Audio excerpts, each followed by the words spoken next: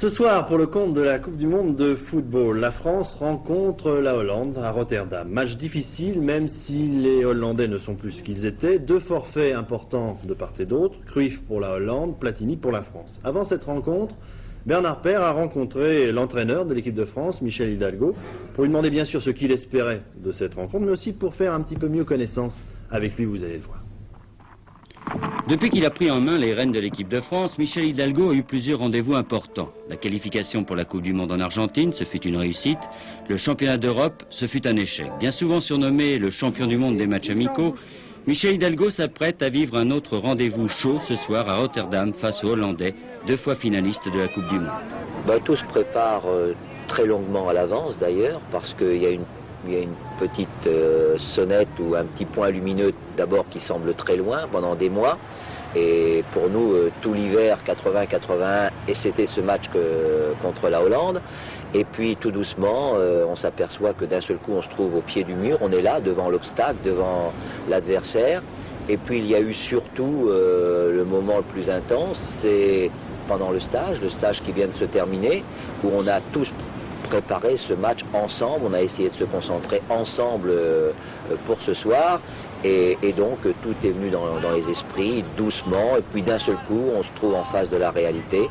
Alors j'allais presque dire, on a à peine le temps d'y croire, d'y penser, qu'on se trouve en face. Et comment un sélectionneur vit-il un match aussi important ?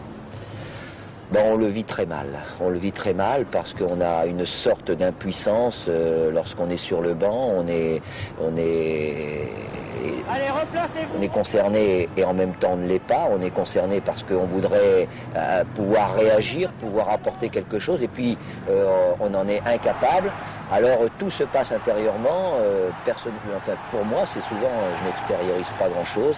Et à la fin d'un match comme ce soir, bien je suis sûr que je vais être vidé, je vais avoir une sensation de vide intérieur où tous les sentiments vont s'entrechoquer, même il y aura des sentiments contradictoires, et il y a comme une immense fatigue alors qu'on n'a rien fait. Bon, alors pour parler plus précisément de cette rencontre, c'est un os difficile que cette équipe de Hollande, mais finalement si l'équipe de France était battue, ce ne serait pas dramatique. Oui, c'est beaucoup plus important pour eux de prendre les 2 points de la victoire que pour nous. Nous, un match nul serait déjà une très bonne performance, mais pour eux c'est insuffisant.